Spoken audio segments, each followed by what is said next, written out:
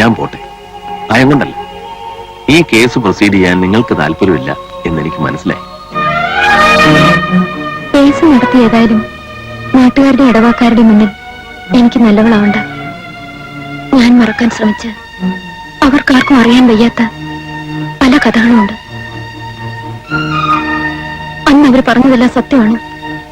എന്നെ police arrest ചെയ്തിട്ടുണ്ട്. Rescue ഹോമിൽ ഞാൻ ഉണ്ടായിരുന്നു. സൈക്യാട്രിസ്റ്റിനടുത്തും പോയിട്ടുണ്ട്. എല്ലാം സത്യമാണെങ്കിലും അതിൽ പാതിയെ സത്യമുള്ളൂ. ഇനി ഈ സ്വത്തും പണവും കിട്ടി ഈ ആളുകളുടെ മുഖത്ത് നോക്കി എനിക്കിവിടെ ജീവിക്കാൻ പറ്റില്ല. എന്റെ കുഞ്ഞ് വളർന്നു വരികയാണ്.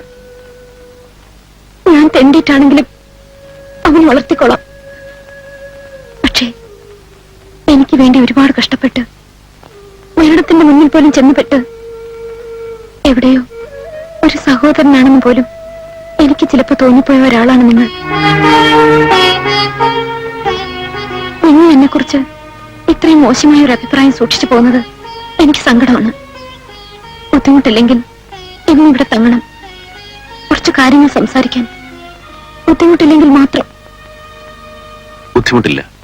സത്യമാണ് പറയുന്നതെങ്കിൽ കേൾക്കാൻ ആഗ്രഹമുണ്ട്. സത്യങ്ങൾ പറയൂ. ലിറ്റിൽ ഫ്ലവർ ഓർഫനേജിലാണ് ഞാൻ വളർന്നത്.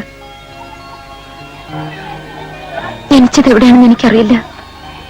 ആർക്കും അറിയില്ല. ഒരുപക്ഷെ എനിക്ക് ജന്മം തന്ന് എനിക്കറിയാൻ വയ്യാത്ത, ഞാൻ കണ്ടിട്ടില്ലാത്ത എന്റെ അമ്മയ്ക്കറിയാമായിരിക്കും. ഞാൻ പഠിച്ചതും വളർന്നതും എന്ന ഓർഫനേജിലാണ്. ഡിഗ്രി പാസ്സായി അക്കൗണ്ടൻസിയുടെ ഒരു ഡിപ്ലോമയും കിട്ടി. തുടർന്ന് പഠിപ്പിക്കാൻ നിവർത്തിയില്ലെന്ന് മദർ പറഞ്ഞു. എന്നെ ജോലിക്കുള്ള അപേക്ഷകൾ അയക്കലായി. ഒരു ദിവസം ഇതാ മോളെ, നിനക്ക് ഇന്റർവ്യൂവിന് ഒരു കാർഡ് വന്നിട്ടുണ്ട്. JJ എക്സ്പോർട്സിൽ നിന്ന്, ജെയിംസിന്റെ കമ്പനിയിൽ നിന്ന് ഇന്റർവ്യൂവിന് ഒരു കാർഡ് വന്നു. സെറ്റിയിലുള്ള ഹോട്ടൽ മയൂരിയിൽ വെച്ചായിരുന്നു interview.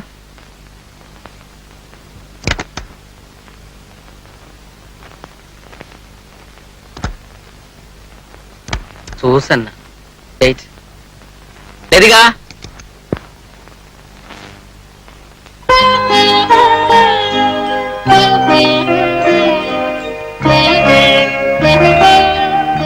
Good morning sir. Morning. Take you seat. Thank you sir. Susan അല്ലേ? ഇരിക്കൂ.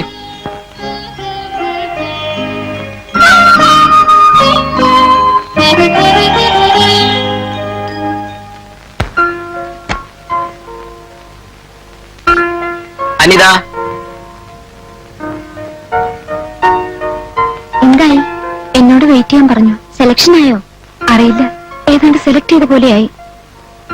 സമയം സന്ധ്യ കഴിഞ്ഞു. എനിക്ക് ആകെ പേടിയായി. കരച്ചിൽ വന്നു. എന്ത് ചെയ്യും? അപ്പൊ പിയൂൺ വന്ന് പറഞ്ഞു, പേടിക്കണ്ട, ഓർഫനേജിലേക്ക് വിളിച്ചു പറഞ്ഞിട്ടുണ്ട്. ഇന്നിവിടെ മറ്റേതോ മഠത്തിൽ താമസിക്കാൻ അറേഞ്ച് ചെയ്തിട്ടുണ്ട്. എന്തോ അയാളുടെ മട്ടും ഭാവവും കണ്ടപ്പോ ഞാൻ അതൊക്കെ അങ്ങ് വിശ്വസിച്ചു. അവസാനമായപ്പോ ഞാൻ മാത്രമായി. MD വിളിക്കുന്നു.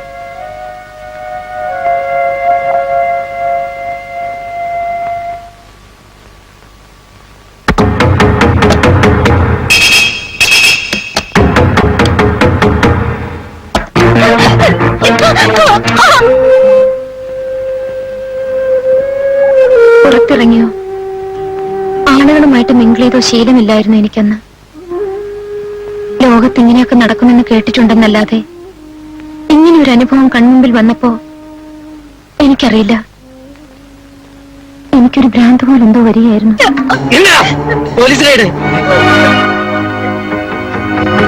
പുറത്തു പോകാൻ വേറെ വഴിയുണ്ടാ? ഒരു വഴിയില്ല രക്ഷപ്പെടാൻ. ഇപ്പോ ആരുടെ SI അല്ല, കമ്മീഷണറാ, പുതിയ ആളാ.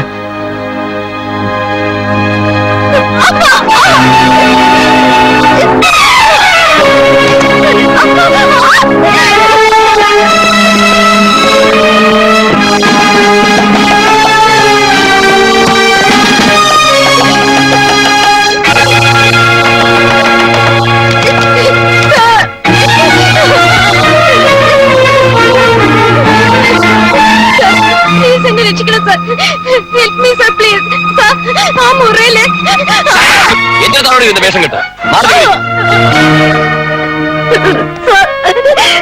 ഞാൻ നിന്നോടല്ലേ പറഞ്ഞത് അങ്ങോട്ട് മാറി നിൽക്കാൻ.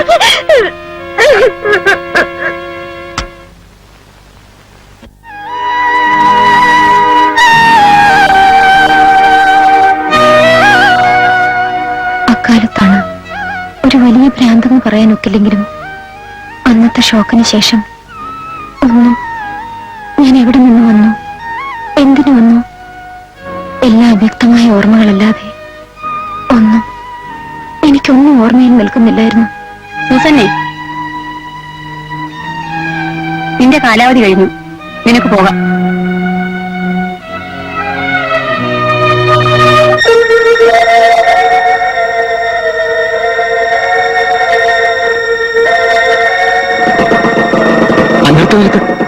അളിയാ കേസ് കേട്ടാണെന്ന് തോന്നുന്നു. ഒന്ന് നോക്കി നോക്കാം. അവിടെ ഇവിടെ ഹലോ പെങ്ങളെ, ഞാൻ കേറിക്കും. ഒരു ലിഫ്റ്റ് തരാം.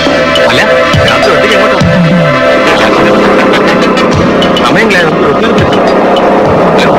എന്തെങ്കിലും പ്രശ്നമാണ്. വേഗം വിട്ടോളിയാ, വേഗം വേഗം. എന്റെ ജീവിതത്തിന്റെ തുടക്കം അതായിരുന്നു. എന്തോ ജെയിംസിന് എന്നോട് സഹതാപം തോന്നി, എന്നെ ചികിത്സിപ്പിച്ചു. സത്യത്തിൽ അന്ന് ആ ജീപ്പ് നിർത്തുമ്പോൾ ആ ഹോട്ടലിൽ വെച്ച് കണ്ട ആളാണിതെന്ന് എനിക്കൊന്നും മനസ്സിലായില്ല. പിന്നീട് ജെയിംസ് എന്നോട് പറയുകയാണ് ചെയ്തത്. എനിക്ക് അദ്ദേഹത്തോട് വെറുപ്പൊന്നും തോന്നിയില്ല.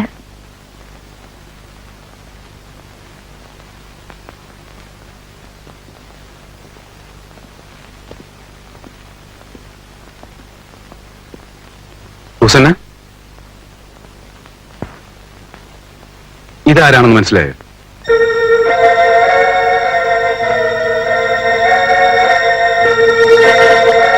കുട്ടിയെ ഇവിടെ കൊണ്ടുവന്ന ആളാണ് മിസ്റ്റർ ജെയിംസ്.